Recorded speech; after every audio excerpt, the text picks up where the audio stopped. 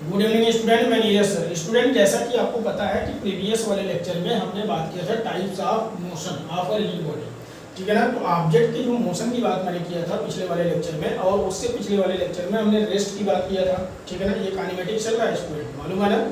Kinematics में इस समय लेकर चल रहा है, ठीक है। काइनेमेटिक्स किसका पार्ट है, किसके अंडर में आता है? मैकेनिक्स।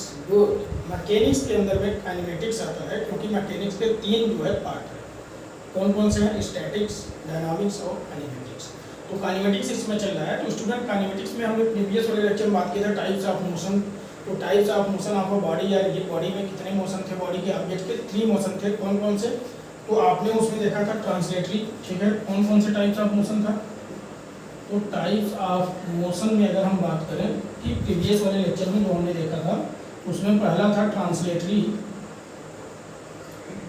तो ट्रांसलेटरी मोशन, और स्टूडेंट ट्रांसलेटरी मोशन को हम लोग और क्या कहते हैं? रेक्टिलिनियर भी कहते हैं। ट्रांसलेटरी को और कौन सा मोशन कहते हैं? रेक्टिलिनियर मोशन कहते हैं, स्ट्रेट लाइन मोशन कहते हैं, वन डायमेंशनल मोशन कहते हैं, और इसे ट्रांसलेटरी मोशन भी कहा जाता है, ठीक है। और आपने ये भी देखा कि रेक्टिलिनियर या translatory motion is that A such type of motion of a body when body moving on a straight line path. तो जब भी कोई बॉडी स्ट्रेट लाइन पाथ पर मूव करता है तो उसे ट्रांसलेटरी मोशन कहा जाता है, या फिर हम क्या कहते हैं उसे? रेक्टिलिनियर मोशन, या वन डायमेंशनल मोशन, या उसे स्ट्रेट लाइन मोशन कहते हैं, ठीक है। जैसे रोड पर जो भी ऑब्जेक्ट चला, चाहे वो साइकिल, मोटर, कार, हम आप जो भी पैदल चल रहे हैं, ठीक है, वॉकिंग कर रहे हैं, तो सभी ट्रांसलेटरी में आते हैं। सेकेंड मैंने बात किया था रोटेशनल मोशन, ठीक है। तो रोटेशनल मोशन या इसे सर्कुलेटरी मोशन भी कहा जाता है, ठीक है। तो रोटेशनल, रोटेटरी, सर्कुलर, सर्कुलेटरी, ऐसे इसका नाम हो सकता है, ठीक है। तो such type of motion of a body when body moving on a where on about any fixed axis और पॉइंट, ठीक है, ऑन अ यूनिफॉर्म सर्कुलर पाथ। तो जब कोई बॉडी किसी एक फिक्स्ड एक्सिस या पॉइंट के रिस्पेक्ट में रोटेट करता है उसके चारों तरफ, और एक यूनिफॉर्म सर्कुलर पाथ पर चलता है, तो इस प्रकार के मोशन को हम क्या कहते हैं स्टूडेंट? रोटेशनल मोशन या सर्कुलेटरी मोशन या सर्कुलेशन मोशन, ठीक है, या रोटेटरी मोशन भी कहा जाता है। थर्ड हम किसकी बात कर रहे हैं? थर्ड हम बात कर रहे हैं वाइब्रेटरी मोशन। थर्ड हम किसकी बात कर रहे हैं? वाइब्रेटरी मोशन या ऑसिलेटरी मोशन की बात अगर करें, या किसकी? ऑसिलेटरी। तो वाइब्रेटरी और oscillatory motion is that motion in which a body moving, ठीक है ना, about any fixed point to either to और फ्रो, बैक और फोर्थ, अप और down, like this type motion. तो यदि कोई ऑब्जेक्ट या बॉडी किसी एक फिक्स पॉइंट के रिस्पेक्ट में या किसी मेन पोजीशन के रिस्पेक्ट में इधर उधर, आगे पीछे, ऊपर नीचे, दाएं बाएं अगर इस प्रकार का मोशन कर रहा है, तब वो किसमें आ जाएगा? वाइब्रेटरी मोशन या ऑसिलेटरी मोशन में। जैसे कोई पार्टिकल वाइब्रेट कर रहा है, जैसे मोशन ऑफ स्प्रिंग हो गया, मोशन ऑफ, ठीक है ना, liquid in A you tube, ठीक है ना, motion of pendulum, like that is the oscillatory या सर्कुलेटरी। आज मैं बात करूंगा स्टूडेंट, तो टुडे हमारा जो टॉपिक है, ठीक है, concept of point mass object. तो आज मैं बात करने जा रहा हूँ concept of point mass object के बारे में, ठीक है, जो कि बहुत इंपॉर्टेंट टॉपिक है। तो हम आज बात करेंगे कॉन्सेप्ट ऑफ पॉइंट मास, ठीक है ना, पॉइंट मास ऑब्जेक्ट। तो student, concept of point mass object क्या कहता है? तो ये जैसे अगर कोई ऑब्जेक्ट बहुत लॉन्ग डिस्टेंस ट्रेवल कर रहा है, ठीक है ना, मान लीजिए कोई ऑब्जेक्ट बहुत बड़ा डिस्टेंस ट्रेवल कर रहा है, और किसी ऑब्जर्वर के रिस्पेक्ट में अगर वो डिस्टेंस क्या मान लिया जाए, एक पॉइंट मास ऑब्जेक्ट हो रहा है, तो उसको हम क्या कहते हैं? Concept of point mass object, ठीक है ना। जैसे मान लीजिए कि ये कंसीडर कर लिया जाए कोई पॉइंट ऑब्जेक्ट है, ठीक है, ड्यूरिंग द मोशन में, और वो मोशन किसी एक दिए गए, ठीक है, डिस्टेंस या टाइम, एक निश्चित टाइम में अगर वो कवर कर रहा है, ठीक है, कोई बहुत बड़ा डिस्टेंस कवर कर रहा है, जबकि वो अपने ओन साइज के रिस्पेक्ट में बहुत बड़ा। तो ऐसे समझिए कि जैसे सपोज करिए कि प्लानेट, तो प्लानेट वैसे भी बहुत बड़ा होता है। अब इसका दूसरी भाषा में समझिए, प्लानेट वैसे भी बहुत बड़ा होता है। अब प्लानेट अपने ओन साइज के रिस्पेक्ट में जो ट्रेवल कर रहा है डिस्टेंस, वो बहुत बड़ा है। जैसे ट्रेन स्टेशन पे खड़ी है तो बहुत बड़ी है, आपको लग रही है बहुत बड़ी, लेकिन वो दिल्ली मुंबई तक जा रही है। तो जो वाराणसी से दिल्ली या मुंबई तक ट्रेन जा रही है, तो वो डिस्टेंस के सामने ट्रेन का जो अपना लेंथ है वो बहुत कम है। तो किसी भी ऑब्जेक्ट का जो मोशन है, तो जो उसकी डिस्टेंस ट्रेवल कर रहा है उसके रिस्पेक्ट में उस ऑब्जेक्ट का अगर जो साइज है अगर वो बहुत कम है, तो इसका मतलब क्या है? वो पॉइंट मास ऑब्जेक्ट माना जा सकता है, ठीक है ना। All of you getting clear? तो हम यहाँ पर राइट करें, आप इसे नोट कर लीजिएगा। An object can be considered, an object can be considered as a point, as a point आपको दिखाई दे रहा है, नोट करते रहिए। As a point mass object ऐसे भी कह सकते हैं, ठीक है ना, point mass object if during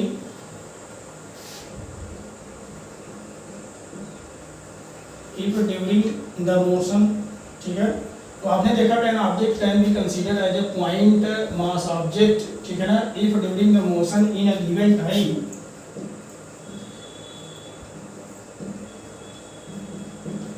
तो किसी दिए गए समय में क्या हो रहा है कि it cover a distance,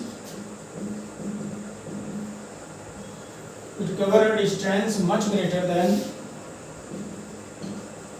greater than its own size।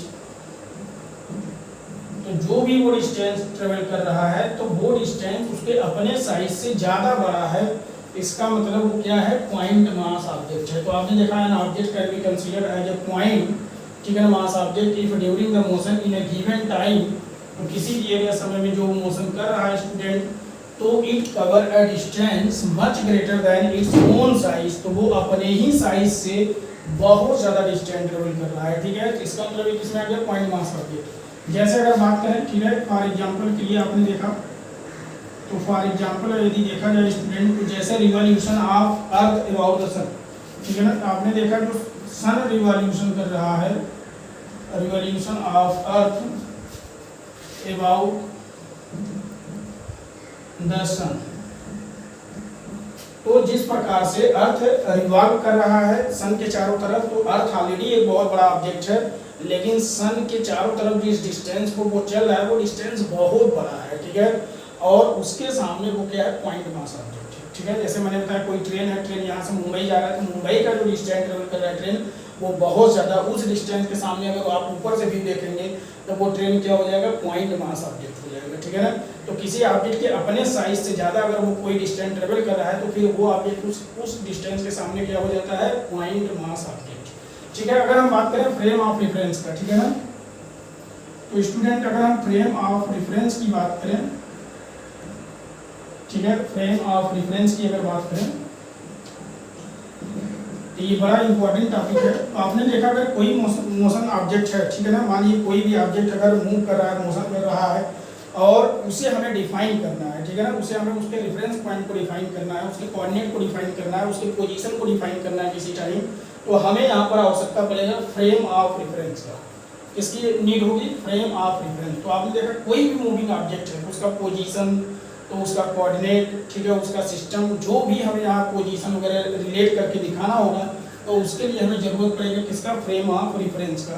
तो फ्रेम ऑफ रेफरेंस कहता क्या है, तो the frame of reference is a system, student the frame of reference, the frame of reference is a system, तो ये एक ऐसा system है, ठीक है ना, आपका कोऑर्डिनेट,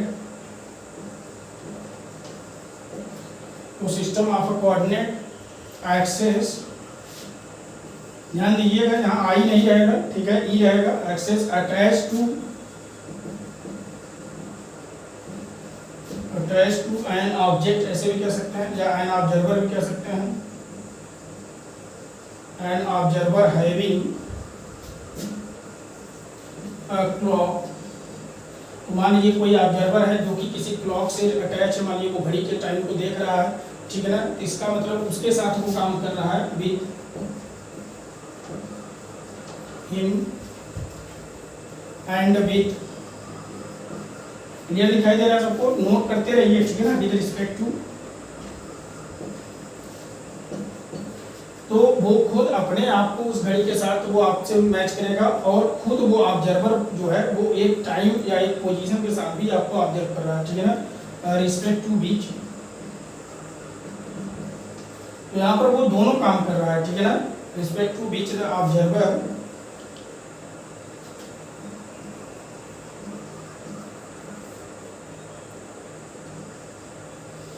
तो ऑब्जर्वर यहाँ पर देखिए, आप एक बात ध्यान दीजिएगा, the frame of reference is a system of coordinate, ठीक है ना, axis attached to an observer having a clock with him and with respect to which his observer, ठीक है ना, ऐसे भी कह सकते हैं, कैन डिस्क्राइब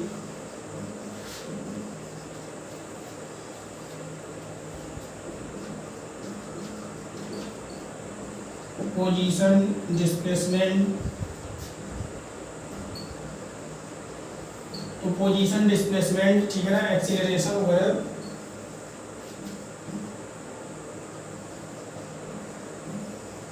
एक्सेट्रा, ठीक है। तो ये सारी चीजें डिस्क्राइब कर सकता है। तो किसी भी अगर मूविंग ऑब्जेक्ट की बात करें, ठीक है ना, आप एनी मूव, ठीक है ना, आपको मूविंग, लेकिन ये दो प्रकार का होता है स्टूडेंट, कितने टाइप्स का होता है, दो प्रकार का, इनर्शियल नॉन इनर्शियल होता है, ठीक है। तो देखिए एक बार समझिएगा, फ्रेम ऑफ रेफरेंस की जो बात हम कर रहे हैं, ठीक है, तो फ्रेम ऑफ रेफरेंस क्या कहता है, तो the frame of reference is a system of coordinate. तो फ्रेम ऑफ रेफरेंस एक सिस्टम है किसी कोऑर्डिनेट का, ठीक है, कोऑर्डिनेट सिस्टम है, ठीक है। इसमें क्या होता है, एक एक्सिस का जिससे अटैच होता है कोई ऑब्जर्वर, तो उस समय क्या होता है कि मान लीजिए वो एक क्लॉक है जो कि वो आपके साथ क्या कर रहा है, रिस्पेक्टिवली जो है उसे ऑब्जर्व कर रहा है, कैन डिस्क्राइब, किस बात को डिस्क्राइब करने के लिए, उसके पोजीशन को डिस्क्राइब करने के लिए, उसके डिस्प्लेसमेंट को डिस्क्राइब करने के लिए, और उसके एक्सीलरेशन को, etcetera of a moving object. तो किसी भी मूविंग ऑब्जेक्ट के बारे में ये सारी चीज़ें वो बताता है। ये कितने प्रकार का होता है, there are two types, there are two types of frame of reference, frame of reference. तो पहला होता है inertial frame of reference, inertial frame of reference, और सेकंड होता है नॉन इनर्शियल, ठीक है। तो non inertial frame of reference होता है,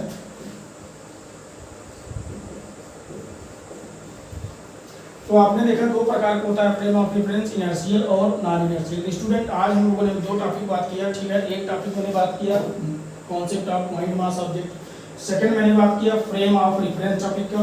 तो कॉन्सेप्ट ऑफ पॉइंट मास बहुत आसान है कि अगर कोई भी ऑब्जेक्ट का अपनी साइज उसके मोशन वाले, ठीक है, डिस्टेंस से अगर बहुत कम है तो वो पॉइंट मास ऑब्जेक्ट माना जाएगा, जैसे revolution of earth about the sun, ठीक है। सेकंड आपने देखा फ्रेम ऑफ रेफरेंस। तो फ्रेम ऑफ रेफरेंस कोई एक कोऑर्डिनेट सिस्टम है जिसमें हम किसी भी मूविंग ऑब्जेक्ट के, ठीक है ना, किसको डिफाइन करते हैं, उसके पोजीशन को, उसके वेलोसिटी को, एक्सीलरेशन को, एक्सेट्रा, ऐसे बहुत सारी चीज़ों को हम डिफाइन करते हैं, सिस्टमेटिक डिफाइन करते हैं, और जिसे हम क्या कहते हैं फ्रेम ऑफ रेफरेंस। तो ये दो प्रकार का होता है, एक होता है इनर्शियल फ्रेम ऑफ रेफरेंस और एक दूसरा होता है कौन सा student, non inertial frame of reference. तो हम आगे नेक्स्ट वाले लेक्चर में इन दोनों के बारे में एक बार फिर से आपके साथ डिटेल बात करेंगे। तब तक आप हमारे क्लास के साथ जुड़ जाइए, क्योंकि फिर से लेक्चर जो है एक बार बीच में ब्रेक हुआ था, जिसके लिए मैं सॉरी चाहता हूँ। क्लासेस बीच में रुक गई थी, कुछ ऐसी पर्सनल प्रॉब्लम्स आ गए थे, तो अभी ये क्लास फिर से चलेगा, ठीक है, फिर से कंटिन्यू चलेगा और इधर तेजी से चलेगा। तो इधर थोड़ा सा तेज चलेगा, न्यूमेरिकल वगैरह चलेगा, एक्सरसाइज वगैरह करवाए जाएंगे, तो थोड़ा सा आपको लगना होगा मेरे साथ, ठीक है। All of you reading clear, okay, bye.